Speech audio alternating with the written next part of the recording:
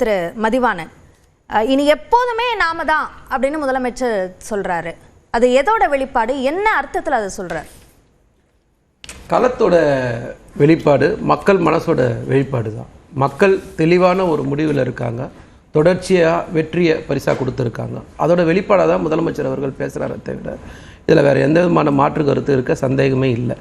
மக்கள் நல திட்டங்கள் இருக்குல்ல, ஒவ்வொரு திட்டமும் விடியல் பயணம் திட்டமாக இருக்கட்டும், இல்லை கலைஞர் மகளிர் உரிமை தொகையாக இருக்கட்டும், இல்லம் தேடி கல்வியாக இருக்கட்டும், இல்லை மக்களை தேடி மருத்துவமாக இருக்கட்டும், இல்லை இன்னுயிர் காப்பம் திட்டமாக இருக்கட்டும், இல்லை காலை சிற்றுண்டி திட்டமாக இருக்கட்டும், இல்லைனா புதுமை பெண் திட்டமாக இருக்கட்டும், இல்லை நான் முதல்வன் திட்டமாக இருக்கட்டும், இல்லை தமிழ் புதல்வன் திட்டமாக இருக்கட்டும், தோழி விடுதியாக இருக்கட்டும், இந்த மாதிரி எல்லா திட்டங்களும் மக்கள் நலன் சார்ந்த திட்டங்கள். இந்த திட்டங்கள் ஒவ்வொன்றும் நேரடியாக மக்கள் பயன்பெறுற அளவுக்கு இருக்கிறதுனால அதோட வெளிப்படையாக மக்கள் நாடாளுமன்ற தேர்தலில் 221 சட்டமன்ற தொகுதியில் முன்னிலையில் திமுக கூட்டணியை ஆதரிச்சிருக்காங்க. தொடர்ச்சியாக ஆதரிப்புங்கிற நம்பிக்கையில் சொன்ன வார்த்தை.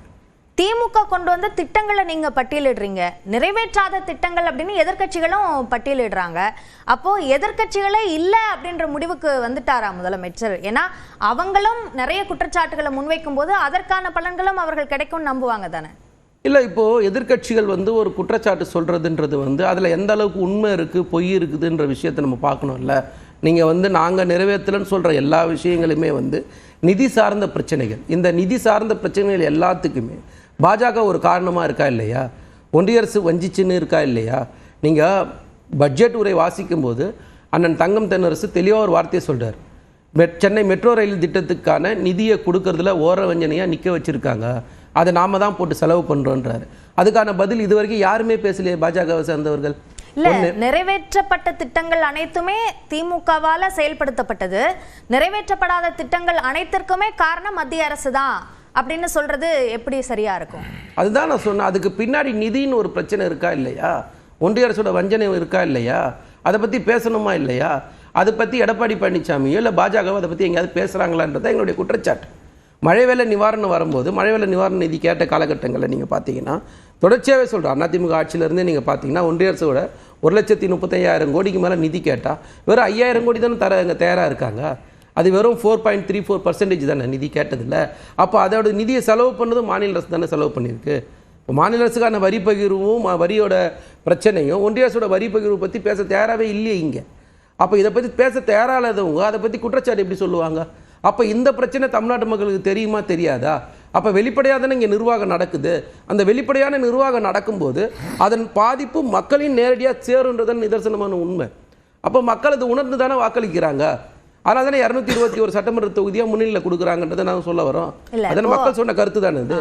எதிர்க்கட்சி தலைவர் எடப்பாடி பழனிசாமி அவர் பரப்புரை செய்யும் போது இந்தந்த விஷயங்கள் எல்லாம் திமுக செய்யலை, அதே மாதிரி அதிமுக கொண்டு வந்த இவ்வளவு திட்டங்களை திமுக தொடர்ந்து செயல்படுத்தாம போயிட்டாங்க, அப்படியான பல்வேறு குற்றச்சாட்டுகளை முன்வைக்கிறார். கடன் அதிகரிச்சிருக்கு, சட்டம் ஒழுங்கு சரியாக இல்லை, அப்படியான குற்றச்சாட்டுகள்லாம் முன்வைத்திருக்கு. அப்போ அதற்கான பலனோ அல்ல அதற்கான தாக்கமோ களத்தில் எதிரொலிக்காதா?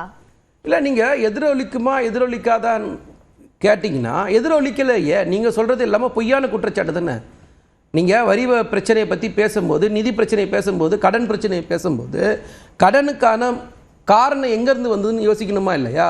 2011 திமுக ஆட்சியை கொடுத்துட்டு போகும்போது தமிழ்நாடுடைய கடன் எவ்வளவு? 2021 அதிமுக ஆட்சியை கையில் கொடுக்கும்போது கடன் எவ்வளவு? அதுக்கான வட்டி ஒரு நாளைக்கு 89 கோடி. அப்புறம் சராசரியா வருஷத்துக்கு 1.5 லட்சம் கோடி வட்டி கட்டுறோம். வட்டி மட்டுமே. அதிமுக ஆட்சி பொறுப்பேற்ற போது திமுக விட்டு சென்ற கடனுக்கான வட்டியை அதிமுக அரசு செலுத்தியது அப்படின்னு நாங்க கொடுத்துட்டு போகும்போது தமிழ்நாட்டுடைய பொருளாதார வளர்ச்சி 11.35. நீங்க எங்க கிட்ட கொடுக்கும்போது 6.35. அப்ப பொருளாதார வளர்ச்சி எங்க இருக்குன்னு கேட்கிறேன். அப்ப நீங்க பொருளாதார வளர்ச்சி கொடுத்துருந்தீங்கன்னா உங்களுக்கு வரி பிரச்சனை இருக்காது இல்ல, நிதி பிரச்சனை இருக்காது இல்ல. அப்ப இந்த நிதி பிரச்சனையை சீரழிச்சது நீங்க தானே. நீங்கள் திட்டங்களை பற்றி பேசுகிறீங்கல்ல. இப்போ தாலிக்கு தங்க திட்டத்தை யார் நிறுத்துனது? நாங்கள் நிறுத்தணுமா நீங்கள் நிறுத்துனீங்களா? ஸோ திட்டங்களை நீங்களே நிறுத்திட்டு நாங்கள் எங்கள் மேலே எப்படி பழி சொல்ல முடியும்? அப்போ எல்லாத்துக்கும் காரணம், மூல காரணம் நீங்கள் தான். ஸோ நீங்கள் சொல்கிற குற்றச்சாட்டுகள் எல்லாமே ஒரு பொய்யான குற்றச்சாட்டு. இந்த பொய்யான குற்றச்சாட்டு மக்கள் மன்றத்தில் எடுப்படலை. ஆனால் தான் உங்களை மக்கள் தொடர்ச்சியாக புறக்கணிக்கிறாங்கன்றதை எடப்பாடி பழனிசாமி அவர்கள் உணரணும். உணர்ந்து அது பேசினார்னா சரியாக இருக்குன்றது என்னுடைய கருத்து. திரு ஜவஹர் அலி, இந்த குற்றச்சாட்டுகள் அனைத்துமே பொய்யான குற்றச்சாட்டுகள், அதனால தான் களத்தில் எதிரொலிக்கலை அப்படின்னு சொல்கிறார் திருமதி. எது பொய்ங்கிறாரு? திமுக ஆட்சியில் இப்போ நடக்கக்கூடிய ஊழல்கள் எல்லாம் பொய்யுங்கிறாரா? சட்டம் ஒழுங்கு சீர்கட்டு இருக்கக்கூடிய நிலைமை, இன்றைக்கு பெண்களுக்கு பாதுகாப்பு இல்லாமல் நிலைமை, இன்றைக்கு கல்லூரி மாணவிகளெல்லாம் பாலியல் தொந்தரவு படக்கூடிய நிலைமைகள் எல்லாம் பொய்யுங்கிறாரா? இன்றைக்கு கடன் 10,62,200,000 கோடி ரூபாயை உயர்த்தி வச்சிருக்கிறத பொய்யுங்கிறாரா? இல்லை இன்றைக்கு சொன்ன வாக்குறுதிகளை நிறைவேற்றலைன்னு கேட்டால் அதுக்கு வெள்ளை பேப்பரை காட்டி ஏமாத்துறது பொய்யுங்கிறாரா? எங்களுடைய பொதுச்செயலாளர் எடப்பாடியார் சட்டமன்றத்தில் கேள்வி கேட்கும் போது பயந்துக்கிட்டு சட்டமன்றத்தில் விட்டு வெளியே போன முதலமைச்சர் துணை முதலமைச்சர் அதெல்லாம் பொய்யுங்கிறாரா? எதை பொய்யுங்கிறாரு? மக்களை ஏமாற்றி ஆட்சிக்கு மக்களுக்கான திட்டங்கள் எதுவும் செய்யாமல் இன்றைக்கு ஒவ்வொருடைய தலையிலையும் 4,62,000 ரூபாயை நீங்கள் கடனாக வச்சுருக்கீங்க. ஒவ்வொரு தனி மனிதன் கடனில் அவர் சொன்னார், அதிமுக ஆட்சி காலத்தில் கடன் எவ்வளோ வச்சுருந்தோம் நாங்கள் பண்ணோம். ஆமாம், நீங்கள் 1,38,000 கோடி ரூபாய் கடன் 2011 விட்டுட்டு போனீங்க. நாங்கள் 10 வருஷம் ஆட்சி செஞ்சோம், வருஷத்துக்கு 30,000 கோடி லெவலுக்கு தான் நாங்கள் கடன் வாங்கினோம். பல்வேறு திட்டங்கள், 11 மருத்துவக் கல்லூரிகள், 7 கலை சட்டக் கல்லூரிகள், 63 கலை கல்லூரிகள், எத்தனையோ அத்திக்கடவு அவிநாசி திட்டம், மேம்பாலம், புது மாவட்டங்கள், இன்னும் சொல்லப்போனால் பல்வேறு திட்டங்கள், மக்களுக்கான திட்டங்களை எவ்வளவு கொண்டு வந்தோம். ஒரு கட்டமைப்பை உருவாக்க நீங்க 5 லட்சம் கோடி கடன் வாங்கிக்கிறது மூலதன செலவுக்காக இவங்க செலவழிச்சிருக்கிறது மொத்தமே 2 லட்சம் கோடி. அப்போ 3 லட்சம் கோடி அது எங்க போச்சு? இப்ப நீங்க அதாவது தின செலவுக்காக நீங்க செலவு பண்ணிருக்கீங்க. கொண்டு வந்த திட்டங்களை சொல்றீங்கல்ல, அதே மாதிரி திமுக கொண்டு வந்த திட்டங்களையும் நீங்க மறுக்க முடியாது தானே? நீங்க திமுக கொண்டு வந்தாங்க திட்டம்னு சொன்னாங்க, மக்களை தேடி மருத்துவம் சொன்னாங்க. எத்தனை மக்கள்கிட்ட போய் மருத்துவத்தை வீடு தேடி போயிருக்காங்க? மக்களை தேடி கல்வின்னு சொன்னாங்க. எத்தனை வீட்டுக்கு போய் கல்வி கற்றுக் கொடுத்துருக்குறாங்க? எல்லோருக்கும் தெரியும். அதெல்லாம் பொய், அம்பக்கு, டோட்டல் அம்பக்கு.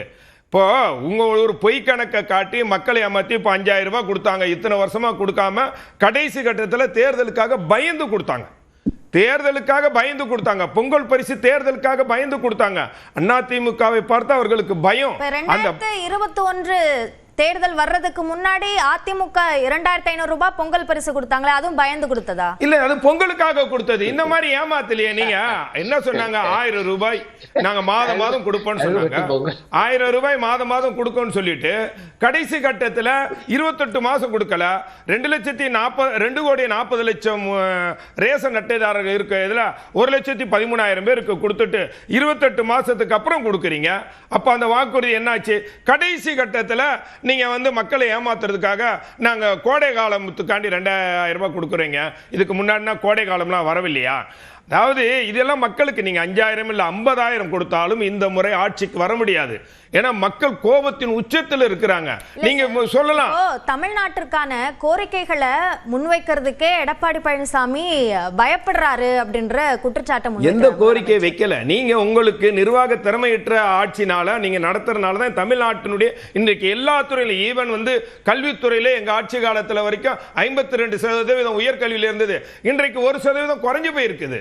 இதுதான் ஃபேக்ட். இன்றைக்கு தமிழ்நாடு எந்த துறைகளை இன்னைக்கு பாத்தீங்கன்னா மத்திய அரசாங்கம் சொல்லி இருக்கக்கூடிய விஷயங்கள்லாம் சொரிநாய் கடிப்பில் முதலடிப்புன்னு தமிழ்நாடுன்னு சொல்லி இருக்கிறாங்க. அதை ஏற்றுக்கிற முடியுமா? அதே மாதிரி பட்டியலின மக்களுக்கு எதிரான வன்கொடுமை நடக்கக்கூடாது தமிழ்நாடுன்னு சொல்லியிருக்காங்க. அதாவது மேடம், நீங்கள் மத்திய அரசாங்கத்தை எது கேட்கணுமோ அதை கேட்டுக்கிட்டு தான் இருக்கிறோம். நீங்கள் 100 நாள் வேலை திட்டத்துக்காக 1,500 கோடி ரூபாய் எங்களுடைய பொதுச்செயலாளர் அண்ணன் எடப்பாடியார் போய் பிரதமரை கேட்டதுனால கிடைச்சது. நீங்க நான் என்ன சொல்றேன், எல்லாத்துக்கும் மத்திய அரசு கிட்ட சண்டை போட்டீங்கன்னா நான் ஒரு வேலை திட்டத்துல அந்த பெயரை மாற்றது மூலமா காந்தியத்தை அழிக்க நினைக்குது பாஜக அப்படின்ற குற்றச்சாட்டை முதலமைச்சர் முன்வைக்கிறார்.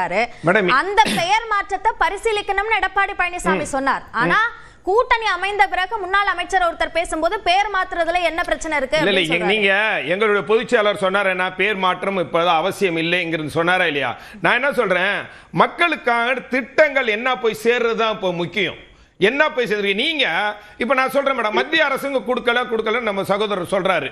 சரி, நீங்க அடுத்த முறை ஆட்சிக்கு ஒரு வேலை வந்துட்டீங்க, அப்பயும் உங்களுக்கு மத்திய அரசு கொடுக்க முடியாது, கொடுக்க மாட்டாங்க. ஏன் தெரியுமா?